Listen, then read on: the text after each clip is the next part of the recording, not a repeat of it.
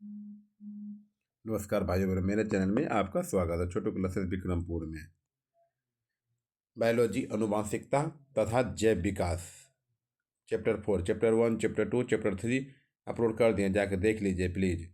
Chemistry का भी पूरा अपलोड कर दिए हैं, फिजिक्स का भी अपलोड कर दिए हैं। चैप्टर बाय चैप्टर करके जाके प्लीज़ देख लीजिए please. Subscribe my channel, share please अपने भाई बहनों को शेयर कर दीजिए। प्रीवियस क्वेश्चन पूछा गया क्वेश्चन ये सब है, ऑब्जेक्टिव क्वेश्चन।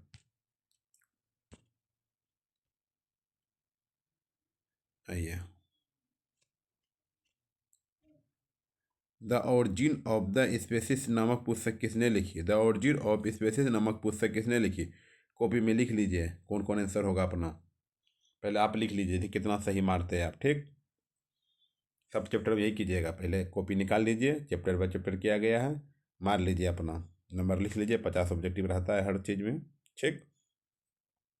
मार लीजिए कितना सही होता है। एक बार, दो बार, तीन बार, दो चार बार, 5 बार मार लीजिए खींच को, ठीक। सही हो जाएगा। निकाल लीजिए कॉपी, ठीक। मारिए। द ऑरिजिन ऑफ स्पेसिस नामक पुस्तक किसने लिखी? मिलाइए, मार के मिलाइए, देख सही है गलत है आपका। हम आंसर बोलते हैं अब। Darwin. The origin of the species नामक पुस्तक किसने लिखी? डार्विन ने।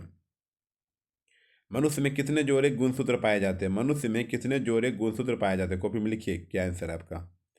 2 का क्या होगा बोलिए, आप ही लिखिए कॉपी में अपना। 23, 23। मनुष्य में कितने जोड़े गुणसूत्र पाए जाते हैं? 23 जोड़े गुणसूत्र पाए जाते हैं।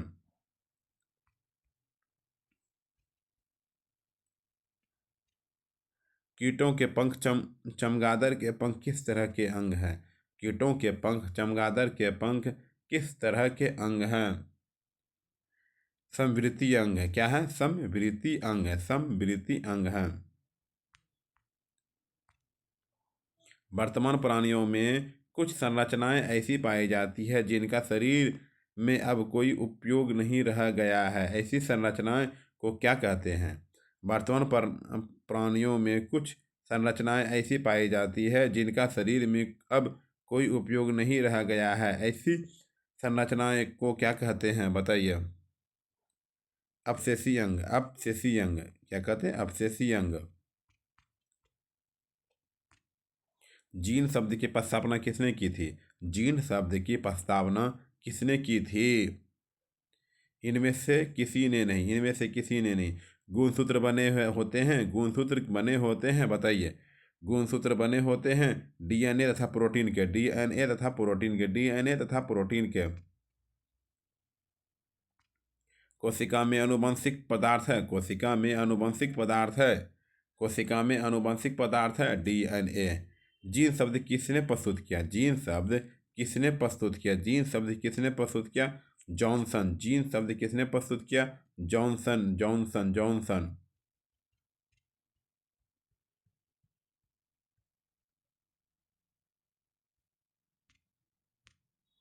मलेरिया उत्पन्न करने वाला मच्छर मादा एनोफिलिस किस तरह के जल में उत्पन्न होता है? मलेरिया उत्पन्न करने वाला मच्छर मादा एनोफिलिस किस तरह के जल में उत्पन्न होता है? गंदा जल, गंदा जल, गंदा जल, गंदा जल।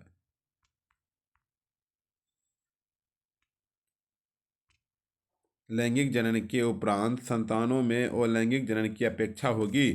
लैंगिक जनन के उपरांत संतानों में अलैंगिक जनन की अपेक्षा होगी, बताइए। अधिक होगी। मेंडल ने अपने प्रयोगों के लिए किस पौधे को चुना? मेंडल ने अपने प्रयोगों के लिए किस पौधे को चुना? मटर।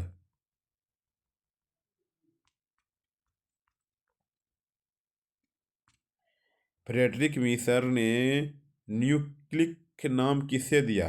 फ्रेडरिक मीसर ने न्यूक्लिक नाम किसे दिया?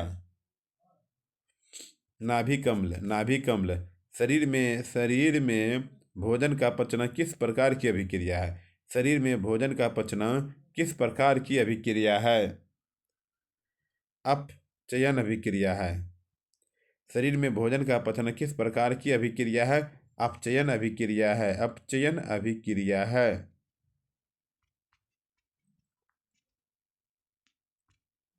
मेंडल ने अपने प्रयोगों के लिए कितने विकल्पी लक्षणों का अध्ययन किया। मेंडल ने अपने प्रयोगों के लिए कितने विकल्पी लक्षणों का अध्ययन किया? 7 जोड़ी, 7 जोड़ी, 7 जोड़ी, 7 जोड़ी।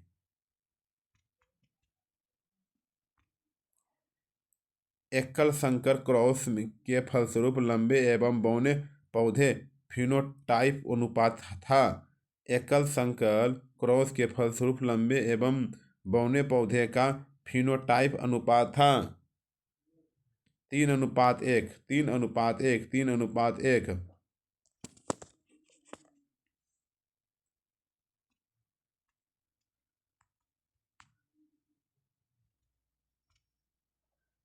द्विसंकर क्रॉस के फलस्वरूप उत्पन्न पौधे का फिनोटॉपिक अनुपात था। द्विसंकर क्रॉस के फलस्वरूप उत्पन्न पौधे का फिनोटॉपिक अनुपात था 9:3, 3:1।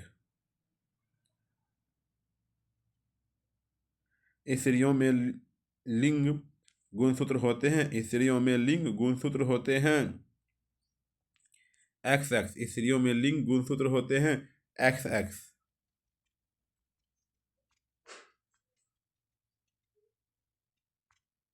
पुरुषों में लिंग गुणसूत्र होते हैं। पुरुषों में लिंग गुणसूत्र होते हैं XY। पुरुषों में लिंग गुणसूत्र होते हैं XY।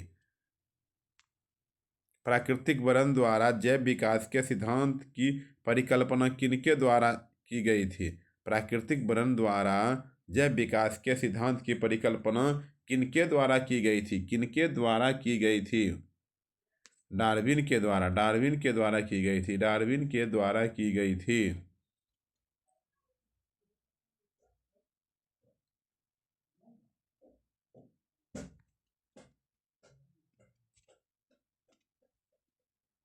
मनुष्य का वैज्ञानिक नाम है, मनुष्य का वैज्ञानिक नाम है, मनुष्य का वैज्ञानिक नाम है होमो सेपियंस, होमो सेपियंस। मानव का उद्भव कहाँ होता है? मानव का उद्भव कहाँ हुआ था? मानव का उद्भव कहाँ हुआ था? अफ्रीका में। अफ्रीका में कहाँ हुआ था? अफ्रीका में हुआ था।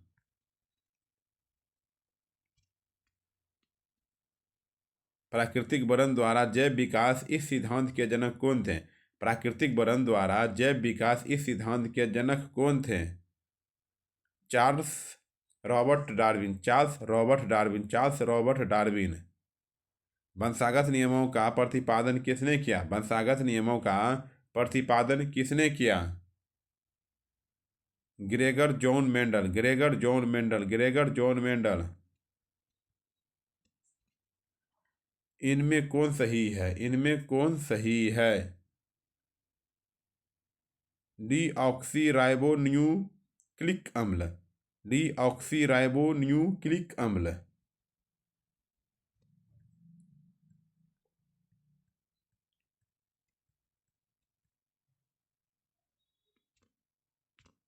कान के निचले हिस्से को कहते हैं? कान के निचले हिस्से को कहते हैं कर्णपाली, कर्णपाली। किसी जीव की जीन संरचना इस जीव का कहलाता है? किसी जीव की जीन संरचना उस जीव का कहलाता है? बताइए, किसी जीव की जीन संरचना उस जीव का कहलाता है? ए और बी दोनों, ए और बी दोनों। जीन प्रारूप और जीनोटाइप, जीन प्रारूप और जीनोटाइप।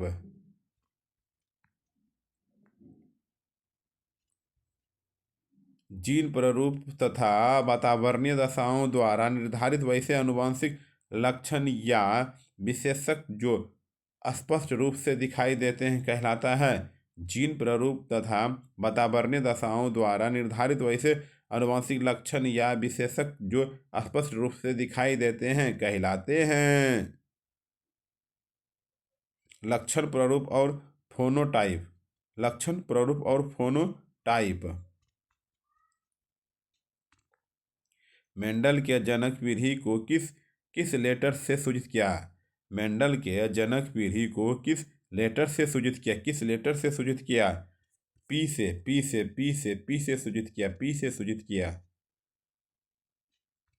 किसी भी प्रजाति विशेष विशेषक के एक समिष्टि या आबादी में स्थित समस्त जीन उस आबादी का कहलाते हैं। किसी भी प्रजाति विशेषक के एक समिष्टि या आबादी में स्थित समस्त जीन वह उस आबादी का कहलाता है। उस आबादी का कहलाता है जीन कोष। क्या कहलाता है? जीन कोष कहलाता है। अनुवांशिक का पिता कहा जाता है। अनुवांशिकी का पिता किसे कहा जाता है? अनुवांशिक का पिता किसे कहा जाता है?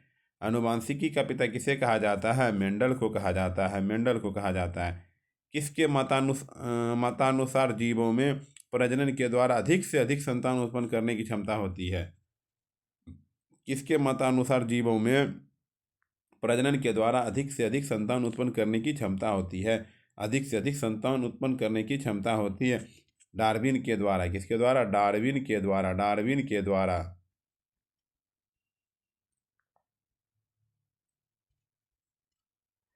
पक्षी तथा तितली के पंख होते हैं। पक्षी तथा तितली के पंख होते हैं।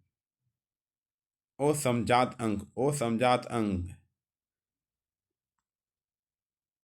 जीव विज्ञान की वह शाखा जिसके अंतर्गत विभिन्नताएं तथा अनुभस्कता का अध्ययन किया जाता है कहलाता है। जीव विज्ञान की वह शाखा जिसके अंतर्गत विभिन्नता तथा अनुभस्कता का अध्ययन किया जाता है कहलाता है। बताइए। अनुवंशिकी। अनुवंशिकी कहलाता है। अनुवंशिकी। अनुवंशिकी। अनुवंशिकी। अफ्रीकी मानव का सबसे निकट संबंधी है। अफ्रीकी मानव का सबसे निकट संबंधी है chimpanzee. Chimpanzee. Chimpanzee. Chimpanzee. Chimpanzee. आइए शॉर्ट क्वेश्चन आंसर।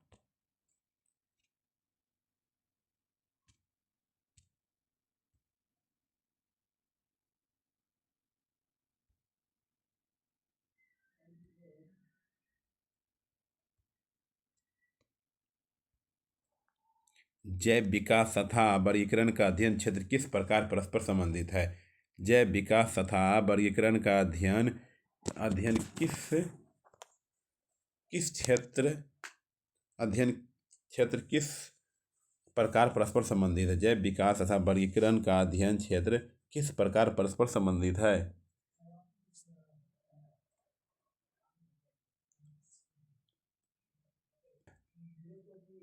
जीवों में वर्गीकरण का अध्ययन उनमें विद्यमान समानताओं और भेदों के आधार पर किया जाता है।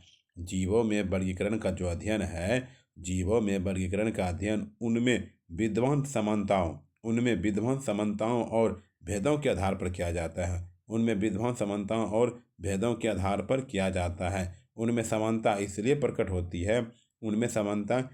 प्रकट होती है कि वे किसी समान पूर्वज से उत्पन्न हुए हैं और उनमें भिन्नता विभिन्न प्रकार के पर्यावरणों में की जाने वाली अनुकूलता के कारण से है। उनमें बढ़ती जटिलता को जैव विकास के उत्तरोत्तर क्रमिक आधार पर स्थापित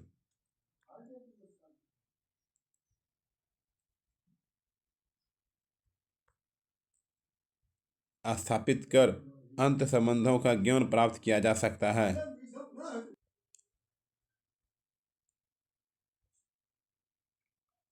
जीवों में उत्परिवर्तन का मुख्य कारण क्या है? जीवों में उत्परिवर्तन का मुख्य कारण क्या है? जीवों में उत्परिवर्तन का मुख्य कारण आनुवंशिक विभिन्नता है। जीवों में उत्परिवर्तन का मुख्य कारण आनुवंशिक विभिन्नता है। यह अर्धसूत्री विभाजन के समय होता है। क्या होता है? यह अर्धसूत्री विभाजन के समय होता है, जो नई जाति के विकास में अहम भूमिका है। जो नई जाति के विकास में अहम भूमिका निभाता है।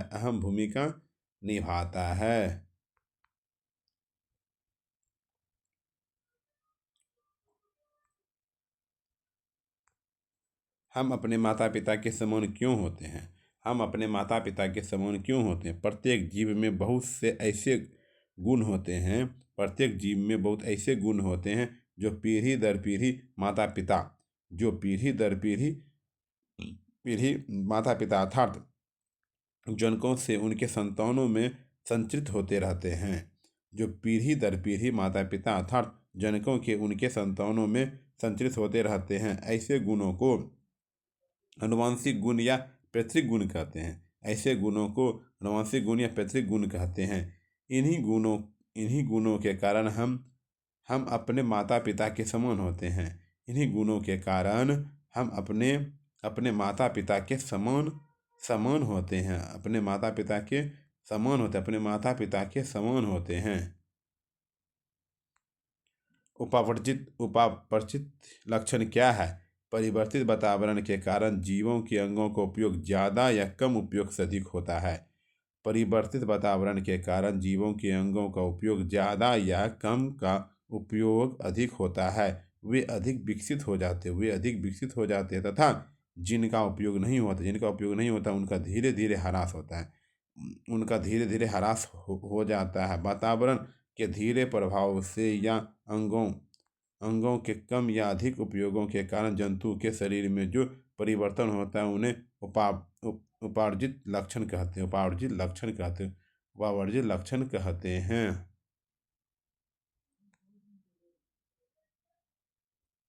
धन्यवाद। ये छोटा चैप्टर था। ठीक, अगला चैप्टर आते हैं फिर से। ठीक, सब्सक्राइब।